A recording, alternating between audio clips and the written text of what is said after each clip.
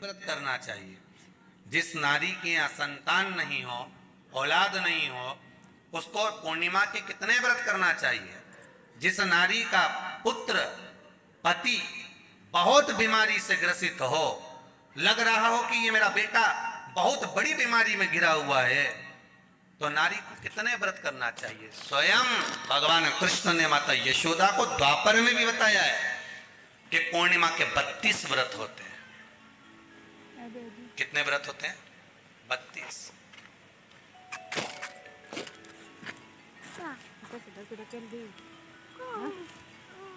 स्वयं भगवान कृष्ण यशोदा रानी को, माता यशोदा जी को भी बता रहे 32।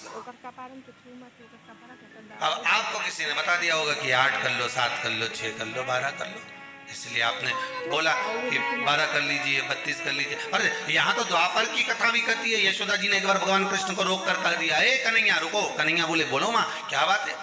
कन्हैया जरा रुकिए, इधर आओ जरा। भगवान कृष्ण आए। हाँ माँ बोलिए। किस जगह का प्रसंग है ये? जिस समय पर राधा रानी कुरुक्षेत्र में नंद बाबा और यशोदा जी को लेकर कुरुक्षेत्र के कुंड में, ब्रह्म सरोवर में स्नान कराने के लिए लेकर जाती है, ग्रहण का समय पर। और जब भगवान कृष्ण उस कुरुक्षेत्र के उस सरोवर में स्नान करने आते हैं, तब यशोदा जी ने अपने लाला से प्रश्न किया है, पूछा है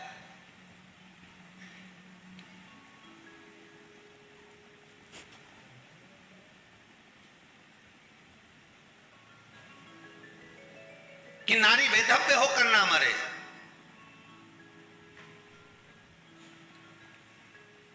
उसका पति कोई रोग से ग्रसित ना हो, उसका पुत्र किसी रोग में ना पड़े। अरे भाई कितना सुंदर संवाद लिखा है। अगर किसी माता का पुत्र मान लो किसी नशे में डूबा हुआ है, कोई नशा कर रहा है और गलत नशा है, आपको लग रहा है कि यह नशे में डूबा हुआ है, आपको लग रहा है कि यह गलत जगह पर डूब गया है, आपको लग रहा है कि मदिरापान में, मांसाहार में या अधिक गांजा आदि का जो भी नशे होते हैं, जितने भी नशे, उसमें डूब चुका है। और माँ उसको समझा रही है, तू नशे में मत डूब, तू इस काम को मत कर, तू ये गलत कर्म मत कर। माँ उसको समझा कर हार गई। तो मेरा माताओं से निवेदन है, आप उसको समझाना बंद कर दो, एक काम करना प्रारंभ कर दीजिए। हमें जो शिव महापुराण के माध्यम से शास्त्र कह रहा है कि आप 32 पूर्णिमा के व्रत प्रारंभ कर दो। उसमें करना क्या है आपको? केवल जिस दिन व्रत रहे, रात्रि के समय पर कोई भी मीठा, कुछ भी सामग्री आप चंद्र की रोशनी में, चंद्र को अर्घ देने के बाद, पूजन करने के बाद उसको रखो, और वही सामग्री जो नशा कर रहा है उसको पूर्णिमा के दूसरे दिन उसको खिलाओ। आप धीरे धीरे खिलाना चालू करेंगे, जिस नशे में वो डूबा हुआ उस नशे से वो छूटना प्रारंभ हो जाएगा। 2 पूर्णिमा व्रत करके तो देखो, तीसरे में तुम्हें जरूरत ही नहीं पड़े। धीरे धीरे आप रुक, वो छूटना प्रारंभ हो जाएगा। स्वयं भगवान कह रहे हैं, यशोदा मैया ने कन्हैया को रोक लिया कुरुक्षेत्र के उस मैदान में, और भगवान कृष्ण का दर्शन माता यशोदा जी करी। बहुत दिनों के बाद माँ को, आज माता यशोदा को लाला का दर्शन हुआ, बहुत समय के बाद, जाने के बाद, बहुत समय के बाद।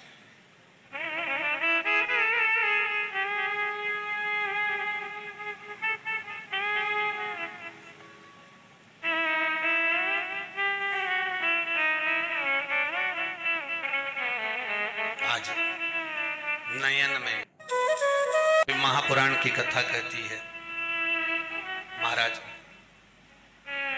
पूर्णिमा का जो चंद्र है वो विशाल का है, और उस चंद्र की पूर्णता में हमारी अभिलाषाएं भी पूर्ण हो। आप आस्था चैनल के माध्यम से जितने लोग कथा सुन रहे हैं, फेसबुक यूट्यूब पर जितने कथा सुन रहे हैं, और कुबेरेश्वर धाम में जितने कथा सुन रहे हैं, आप में से कितने लोग हैं जो पूर्णिमा का व्रत करते हैं? जो माताएं करती हो जरा हाथ उठाइए। पूर्णिमा का व्रत जो करती है, करते हो ना आप लोग? रखिए याद। अब पूर्णिमा के व्रत में आपने कई बार किताब पढ़ी होगी पूर्णिमा की, या आपने व्रत किया होगा, या पूर्णिमा का व्रत आप धारण करे होगे, तो उसमें पूजन कौन से भगवान की होती है? पूर्णिमा के व्रत में किस भगवान की पूजन होती है? तो कहा पूर्णिमा के व्रत में केले के खम्भ लगाकर पूर्णिमा का जो अध्यापन होता है, पूर्णिमा की जो पूजन होती है, उस पूजन में शंकर और पार्वती की पूजन की जाती है, शिव और नारायण की पूजन करी जाती है, शंकर और पार्वती का स्मरण किया जाता है। किसकी पूजन होती है? शिव पार्वती।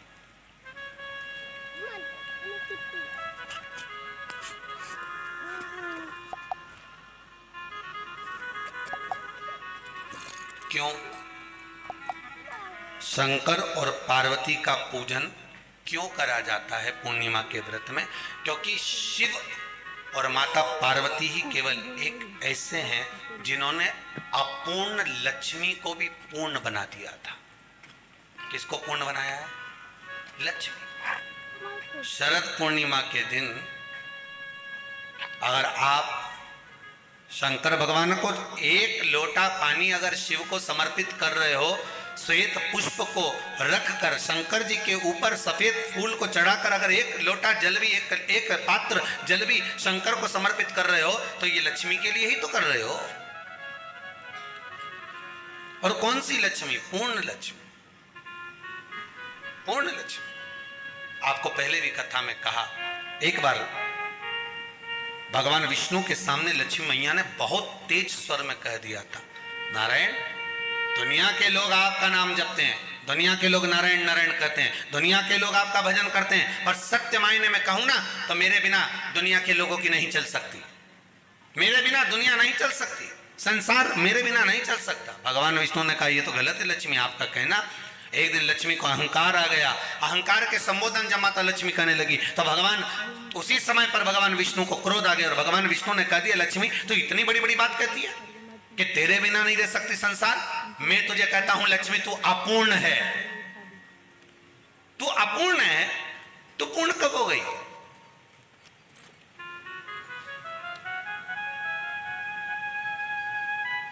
तेरी पूर्णता कहां हो गई? लक्ष्मी की आंख से आंसू बहने लगे। आज आपने मुझे अपूर्ण कहा है, आपको मालूम है आप मुझे अपूर्ण कह रहे हो? आपको ये ज्ञात हो रहा है आप मुझे अपूर्ण कर रहे हो? भगवान कहते हैं, हाँ लक्ष्मी, मैंने तुझे अपूर्ण कहा है। अपूर्णता का मतलब आप जानते हो ना? भगवान कहते हैं, लक्ष्मी मैं सब जानता हूं। लक्ष्मी रोती हुई माता सरस्वती के पास पहुंच गई। सरस्वती ने पूछा, क्या बात है लक्ष्मी, क्यों रो रही हो? लक्ष्मी जी ने कहा, क्या बताऊं सखी, मेरे पति ने आज मुझे अपूर्ण कह दिया है। तो क्यों रो रही है? तो अपूर्ण अगर कह दिया, पति ने ही तो कहा है ना, तो क्यों रोना? चल मेरे साथ। और सरस्वती मैया माता लक्ष्मी को लेकर सीधे पहुंच गई माता पार्वती। क्या हुआ? पार्वती जी कुछ बोलती, शिव जी का ध्यान माता सरस्वती की ओर और लक्ष्मी की ओर गया और भगवान शंकर जान गए कि आज भगवान नारायण ने लक्ष्मी जी को अपूर्ण कहा है। अब देखें माता पार्वती क्या कर सकती है, इसको पूर्ण बनाने के लिए करेगी क्या? क्या हुआ? माता सरस्वती जी बोली, लक्ष्मी को अपूर्ण कर दिया। अपूर्ण कर दिया? हाँ, तो क्या सोचना उसके लिए, इसको मैं अभी पूर्ण बना देती हूं। माता जगतजननी पार्वती ने गोदी में विराजमान गणेश जी को उठाया और उठाकर लक्ष्मी जी की गोद में दे दिया। ले लक्ष्मी, आज से तू पूर्ण हो गई। लक्ष्मी, आज से तू पूर्ण है। गोदी में जब तक संतान नहीं है तो नारी को लोग अपूर्ण समझते हैं, पर माता पार्वती जी ने संपूर्ण ब्रह्मांड में एक सिद्धता प्रदान कर दी कि अपने गोदी के लाल को, अपने गोदी के पुत्र को माता ने लक्ष्मी की गोद में देकर लक्ष्मी को पूर्ण बना दिया। वो दिन कौन सा था? यही शरद पूर्णिमा का दिन था। कौन सा दिन? आवाज पकड़ लो। यही शरद पूर्णिमा का दिन था। शरद पूर्णिमा का दिन लक्ष्मी को पूर्ण करने का दिन, पूर्ण करने का। केवल अमृत ही नहीं बरसता, शरद पूर्णिमा के दिन लक्ष्मी भी बरसती। लक्ष्मी पूर्णिमा के कितने व्रत होते हैं? बोलते जाओ, जरा जल्दी जल्दी बोलो।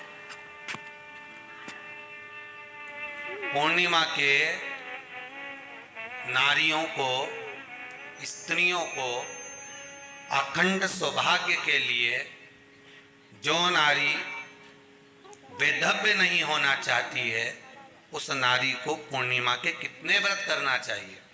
जिस नारी की असंतान, काया में, शरीर के अंदर, काया के अंतर्गत कितना भी रोग, कितना भी रोग,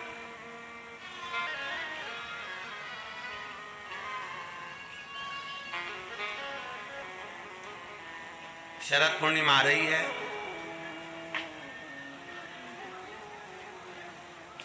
16 तारीख के रात्रि के समय पर, शाम का समय हो, प्रदोष काल का समय हो, अगर डॉक्टर ने कह दिया कि शरीर में ये रोग है और ये रोग जाने वाला नहीं है, ये रोग समाप्त होने वाला नहीं,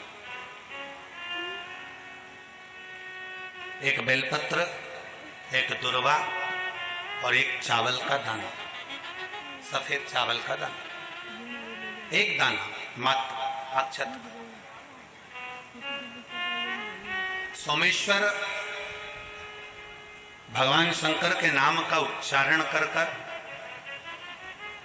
जरा ध्यान देंगे सभी लोग। जैसे ये शिवलिंग है, ये जलाधारी है, और ये जलाधारी के सामने से जो जल बहता है, गणेश जी, कार्तिकेय और अशोक सुंदरी का जो स्थान बीच में है, शिवलिंग का जो जल बहकर नीचे की ओर आता है, यहाँ जो जगह होती है, आप लोग आस्था चैनल के माध्यम से आप इसका स्मरण कर सकते हैं। और दूर दूर अगर दिखाई नहीं दे रहा हो तो आप उसको बाद में चैनल पर, कथा के बाद में आप लोग आस्था चैनल खोलकर या यूट्यूब पर उस कथा के अंतर्गत आप उसको देख सकते हैं।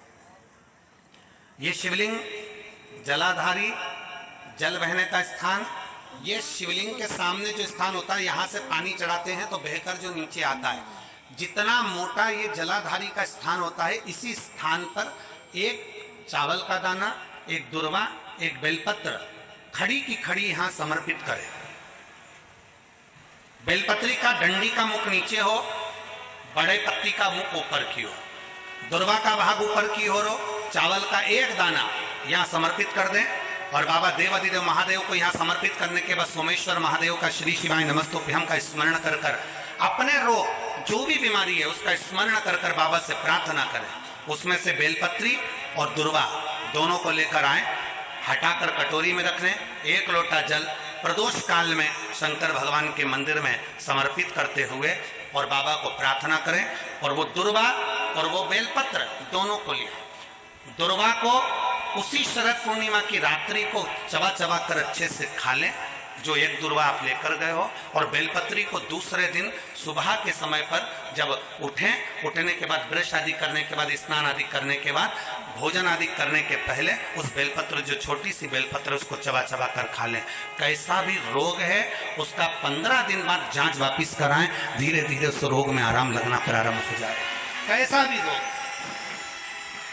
शरद पूर्णिमा पर चंद्रेश्वर महादेव की शिव महापुराण की कथा फिरोजाबाद के इस पवित्र प्रांगण के अंतर्गत आप और हम श्रवण कर रहे हैं। शिव तत्व की प्राप्ति कैसे हो?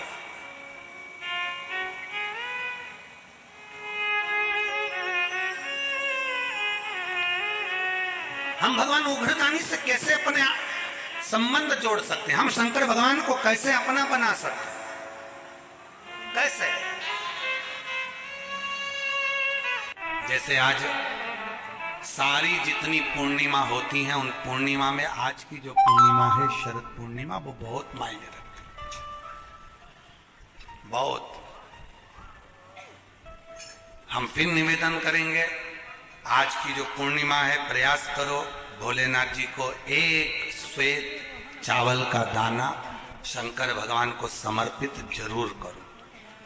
और रात्रि के समय पर जब चंद्र पूर्ण आनंद के साथ में हो, और यदि कोई शरीर में बहुत ज़्यादा कोई रोग ग्रसित हो गया है, कोई चर्म रोग हो गया है, कोई शरीर में कोई भयंकर रोग हो गया है, तो छोटी सी बेलपत्र शंकर भगवान पर चढ़ी हुई चंद्रमा की रोशनी में चंद्रमौलेश्वर महादेव का नाम लेकर औषधि के रूप में उसको चबा चबा कर खा लो चंद्रमा की रोशनी में, उससे वो औषधि का काम करेगी, तुम्हारे रोगों को समाप्त। चंद्रमौलेश्वर महादेव का स्मरण। कौन से महादेव? चंद्रमौलेश्वर। और चंद्रमौलेश्वर महादेव की। Chandramouleshwar Tilbury's Cognitive Coaching Institute है बाबा की बड़े आनंदमय स्वरूप है। चंद्र की रोशनी में आप लोग तो खीर खाते ही हो, पर साथ में एक बेलपत्र का प्रयोग भी जरूर कर कर देखो, वो आपकी जिंदगी में ना जाने कितने रोगों को समाप्त कर दे। कितने रोग। पर वो बेलपत्र छोटी लेना, ज्यादा बड़ी बेलपत्र नहीं लेना, छोटी सी बेलपत्र लो, शिव पर चढ़ी हुई श्री शिवाय नमस्तुभ्यम बोलकर चंद्र पूर्णता में जब हो, रात्रि के समय पर एक बेलपत्र चंद्रमौलेश्वर महादेव का नाम लेकर उसको चबा चबा कर, जिसको खाने पर मुंह में छाले हो जाते हैं या छाड़ छाड़ हो जाता है तो उसको पीस लो, पीस कर बाहर बैठकर गोली लेकर उसको पानी से निकल जाओ, पर उसको खाओ औषधि के रूप। कहते हैं शरद पूर्णिमा की रात्रि की चंद्रमा की रोशनी एक ऐसी रोशनी होती है जिसमें जितनी औषधीय पौधे होते हैं उसमें एक बल उत्पन्न हो जाता है जो हमारे शरीर के सारे रोगों को समाप्त कर देता है। सारे। आपके यहाँ खीर रखते हैं, हमारे यहाँ हम हमारे कुबेरेश्वर धाम पर हम बेलपत्र रखते हैं रात्रि के समय पर, और वही बेलपत्र जब कोई बहुत ज़्यादा तकलीफ में होता है तो वही बेलपत्र का चूरा बल सूख जाती है, उसको दे देते हैं, यही पाते हैं। वो औषधीय तत्व है।